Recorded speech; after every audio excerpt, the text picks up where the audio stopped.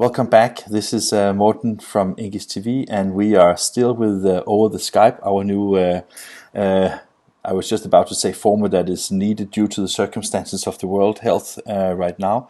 I have been in India this morning, I've been in Iceland this noon, and then now it's morning in Pennsylvania in the US, and I have the honor to meet. Somebody refers to you as Jamie the printer, but you are actually Jamie McLennan. Who are you, Jamie? Yeah. Good morning, good afternoon, Morten. Yes, thank you for having me on. I am Jamie McLennan, but yes, Deborah Korn many years ago tagged me Jamie the printer, and it has stuck. So this has probably been 3 years or more, helping her do some things in the printerverse. So my hashtag is on Twitter now. It's everywhere else. Podcasts are now tagged Jamie the printer, so it's interesting. Kind of try to grow that a little bit, I guess. Yeah, but we'll see how that goes. But it's fun. But I think that one of the things I really liked about you being part of the Printerverse panels at the trade shows like Print and Graph Expo is that you were the I was just about to say the voice of the printers, because we tend in this industry to talk to vendors and specialists and celebrities like Deborah and things like that. But sometimes it's good to have the voice of people that actually works in a printing company, isn't it? Yes, it is. That's how that whole started. Jamie the printer in the front row, asking all the questions, or just making sure all the the companies are giving us the correct information. Like this guy here in the front row has all your equipment. Is this true? Is it not? Just make sure they're towing the line and giving us good information and not just embellishing what they can do. So yeah, it started out small, and it's actually been quite fun. Yeah, I can imagine. One of the things I find quite interesting with both of your questions, I have listened into quite a few of your questions, not all of them, because you have, when you've been 3 days sitting 8 hours a day listening to all the vendors, you have I think you have a thick skin, and you have a patience that goes beyond normal, right? Thank you. Yes, you do. For 8 hours a day sitting there, yes, you do. But you have, there were some interesting conversations, like color management was probably one of the most fun ones to watch. Everybody argue who had the best color solution. And it was a good kick. So we'll have to watch that one again. It's funny that you mentioned that, because the guy I spoke to from Iceland just an hour ago, his name is Inki Carlson, and he has also a background as a printer, and he has turned everything about the color opposite. He said that instead of trying to reach a color gamut, let's figure out what kind of colors can actually be produced correctly on both all types of substrates and on screens. So he has made a color swatch book that takes it the opposite approach, which I think from maybe a designer's perspective should be relative easy to adapt to, because you have something that looks like a swatch book from Pantone, but now you just have to adapt something that will always be within a gamut of G7 or Focus standards. So what do you think of that approach? It's kind of interesting, yes, because we have customers, we do a lot of color proofs, even, if we're printing on acrylic or plastics, and we have to match it to cartons, corrugated, or litho. So across the board, like somebody has a special orange or something, it has to match all the way across. So that's we run into that weekly. So they look at their screen. So you recognize the problem at least, right? Yes. So that sounds interesting. I'd like to learn a little bit more. I will send you the link afterwards. Okay. But Jamie, one of the things that I'm a little curious about is that when you listen to all these people sitting in the panels of the Printerverse, do you ever kind of catch them in saying something that where you know that it's not the truth? Not really, not the truth, but maybe just embellished a little bit. They go a little, a couple times, So it's just interesting.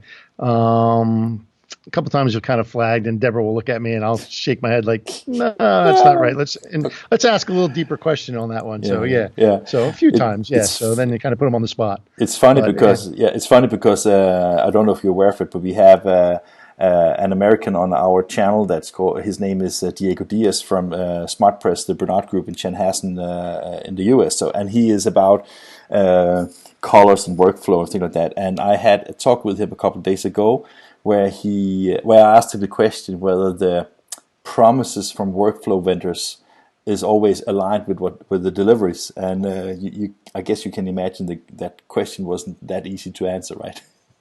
No, I'm sure it's not. And I love the workflow conversations, and we love the workflow that we have. And just, the one thing I've learned from those meetings was once you have your workflow and it works great, that's something you'll never go back and change again, because the process it took to get you where you were, nobody's going to want to do that again. So those guys have a hard job trying to sell that again. Yeah. So, that's a job I don't think I would want. No.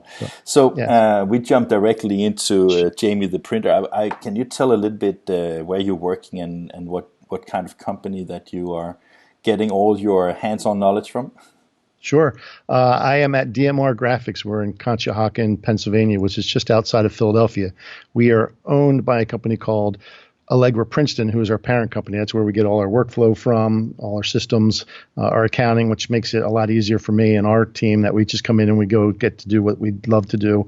And it's all there ready for us to start. So we run the gamut of, most of the things we do here is screen printing. We have 5 different screen presses. We just finished our annual Jazz Festival poster, which is 19 colors on a screen press, one color at a time. Only 19 colors? Yes, it's interesting. Yeah. So, yeah. And we do a lot of clears. We do embellishments with spots and metallics. And then we also do a lot of large format roll printing here. And most of it's for POP and packaging. And even with all that's going on right now, this industry is still busy. We are busy 5 days a week. We have customers that are calling you all the time? Calling us. We're doing a lot of quoting, and we're actually prepping packages, getting everything ready for when things start to open up again. So we're getting, these things will all be sitting in storage for weeks, a month, hopefully. We'll see. Yeah. But yeah, it's all getting printed, ready to go. Okay. And the other fun thing is our New Jersey office, which you know me from over in Cranberry, our Allegra office does all the direct mail. We do cut sheet digital with Indigo, Enrico, Heidelbergs, 5-color Heidelbergs, direct mail, and some large format there as well. So pack out. So we kind of run the gamut of the whole thing. Yeah. And you were not exaggerating when you say that you pretty much know everything about everything, right? No, yeah, I wish I did, but I learn something every day still, which is kind of amazing being in this business since 1985. But from running the presses and getting into the sales side and into the office side, it's been a big change. But it's like I said, you still do learn something every day, and if not, there's something wrong. That's good. I was just a little bit curious because when you say that you do a poster, that the one that you said that was in 19 colors, is that because it is something like an art project where it's needed to be a 19 colors, or is it more that the technology and the application require that kind of levels of colors? It is an art project. It's actually a painting. We've been doing this project for 18 years now, roughly. And it's painted by an artist. They have several different ones. Then it is broken down in a color house in New York City where they break out all the colors. Sometimes it starts out a little bit CMYK and then adds colors, but we'll probably run a couple different blacks, 3 or 4 different reds, a couple different yellows. This year was totally different. It was all more yellow driven and orange and had a lot of clouds in it. And we don't know how many colors it is to start with. And I don't think the separator knows until they start. Okay. And when we got to 18 colors, we're done. Then we put a special 19th color on a partial run so they could be signed and numbered and all that. So it's always an interesting process. And it starts, right around the holidays. We start printing the first week of January, and it usually takes almost 12 weeks. Wow. And how big is a print run on a job like that? It's just about 13,900 pieces. Wow. Yeah, 3 different papers, canvas, 100% rag, and then like a Mohawk via paper. So 3 different sheets, and each one through the press 19 times. Fantastic. So roughly, 250,000 impressions or so, something like that. Fantastic. Yeah. And I saw that you posted something, I think it was on Facebook maybe a couple of days ago. Was that with that one? Because I saw that it was on a huge flexo press or screen printer, sorry. And then I saw that it was a huge poster. Was that the one that you presented? Yes, probably, yeah. We showed a little glimpses of it as it's been going along. Yeah, like this is color 12. And so, so we're going to unveil it. The website you can look at for now, it's called Art for Now. So they're for sale. They're selling them, even though Jazz Fest has been pushed back till the fall. Yeah. It would be going on probably next week. But so right now they're planning on doing a fall. But the posters are for sale. They're out there. And right now they say they're selling pretty good because this is an annual thing and everybody looks forward to them. So I can imagine that. So you say that you are in sales right now. So looking at the current situation, I understand that you're busy in the production, but do you also get like new orders in right now in this time, or how is that right now? New orders are coming in daily. Yes. We're in a unique situation where we have, we do pharma, we do some government work, we do universities, which is the tough one. They're all shut down, but they're still planning on doing a few different print projects. But the point of purchase materials and stuff we're doing, that's been very busy. Lots of quoting. We're probably bringing in jobs every other day they're all set for release sometime in May. But like I said, they're getting them all done. They're getting them prepped to ship.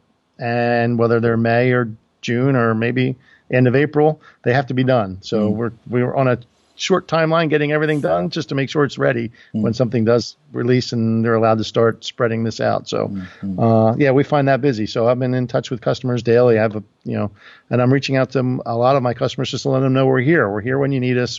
If something comes up, let us know. Most of our customers are working from home. They've got a small staff in their plants or wherever doing some of the work. But yeah, so it's a little bit more difficult, a lot more Zoom and a lot more Google Hangouts meetings and stuff like that. But yeah, it's been an interesting month. Philadelphia area shut down around March 16th.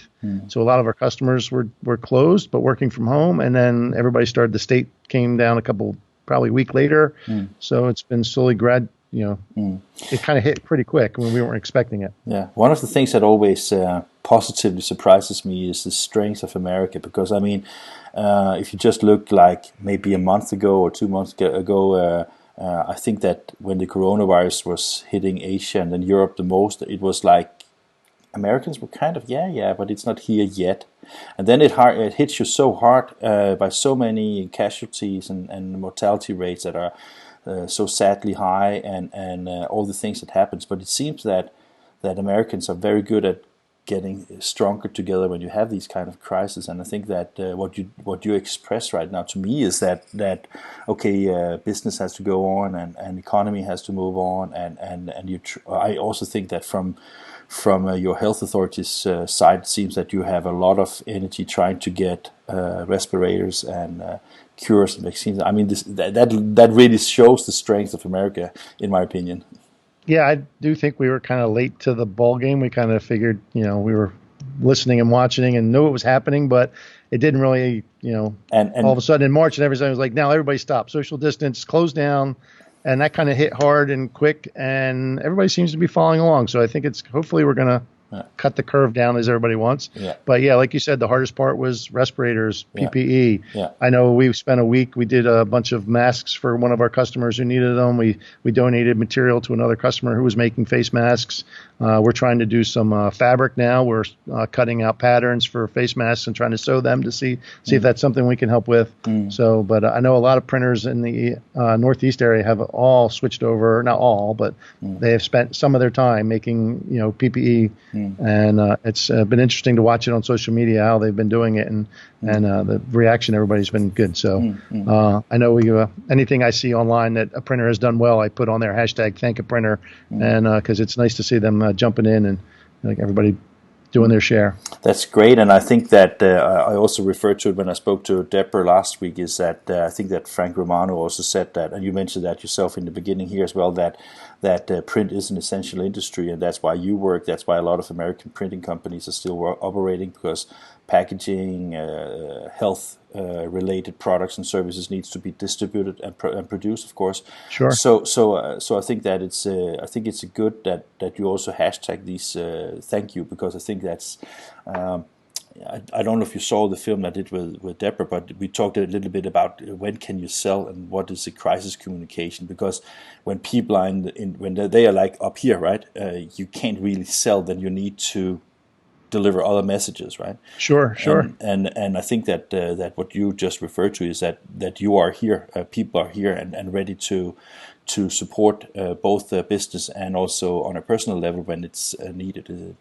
I just wanted to say that's kind of the message I've been sending out. It's like, like we know you're, working from home, trying to work from home, trying to do the best you can. We're here when you need us. Let us know what we can do for you. And so far it's been working, and we've been getting some good feedback from it. So That's great. Jamie, doesn't have to be so sad, all of it. So I need to ask you a question as well. In America, in the American printing industry, I know that you're not a voice for the American printing industry, but in your opinion and from your position in your company, it seems that you're doing good. Is that like the general impression you have of American printing industry, that it's pretty good these days, or how do you see it? I think this year started off pretty good. I think the last month or so, companies have, we have our good days. We have, I think the very beginning of this, we had probably one of our best weeks ever when people started working from home. And I was happy. I'm like, everybody's working, but I think everybody wanted to get their purchase orders off their desks and say, I've got my work done. So then it was hard to try and get tracked down, getting the artwork and getting the approvals. That's a little slower. But yeah, we have good days and we have slow days. So it's up and down. Right now, we're very lucky because we do a wide range of different things. We have a wide range of customers we work with. It's helping. But I do know other companies that have more niche areas, and they're very slow, and it's up and down. It depends on your market and what you do. So it's really across the board. At least what I could see here in the Northeast. So one of the things that because I as you know, we're based in Europe, and I was just wondering, is there maybe you can tell me, is there huge differences from state to state about is the states where there are more printing companies? Is Florida the #1 state for print, or is there any places where you have like a higher density of printing companies, and therefore also states that are more depending on our industry?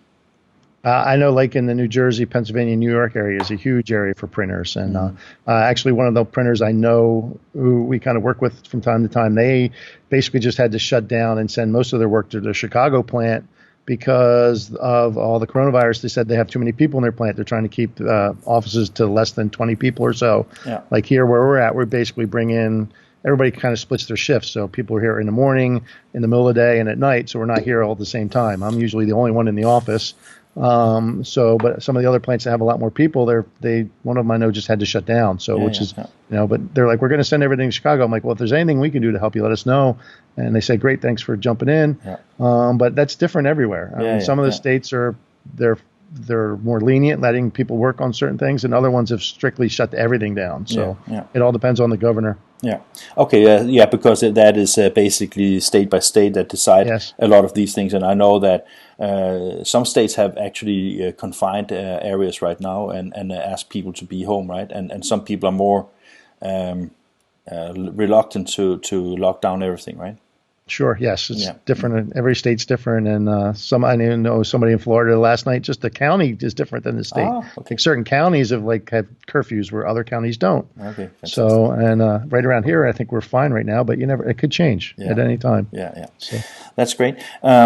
Jamie, will you be at some of the great print shows in America in this autumn? We both have Brand Print Americas and Printing United, obviously. So are you planning on going on either? I'm planning on going to Printing United right now, so hopefully that everything will be fine by the fall. Mm-hmm. That's the plan. So, and hopefully the shows start back up again in the fall. I know we had a lot of booths that we were working on for plastics companies and other vendors of ours that are sitting in limbo right now. We stopped printing, kind of waiting. So hopefully that can start up again sometime in the summer, and then we'll be able to go for the fall. So that's something to look forward to. That's great. We are working with Printing United to broadcast live from the show. So I was just about to say I hope to see you there. Last time when I met you in Dallas, that was just like very briefly, because I don't know why I didn't expect to see you. Maybe it was because there wasn't Printerverse like normal. So, but we were shopping. We were shopping this year when we were there. Okay. We spent 3 days on the floor looking at all kinds of things, and we actually purchased a flatbed printer from SwissQ, which is on its way here now. So we'll be here in May, which is always a good time to buy large equipment in the middle of a pandemic. But yes, that's on its way. They've been really good for us, so we're looking forward to getting that in. Is it your first? No, this will be our. Let's see, we have 1, 2, 3. We have 4 flatbeds right now. This will be our 5th flatbed, and we'll probably retire one of them. So, yes. That's amazing. Jamie, thank you very much for taking time. I know you have a busy day ahead of you, so I appreciate the time that you spent with me and my audience here at INKISH. And also thank you for all your likes and supports during the years. Means a great thing to me and my people. I know that for sure. So thank you very much. Morton, my pleasure. Nice to talk to you. All right, have a great day. Yeah, and you too. Bye.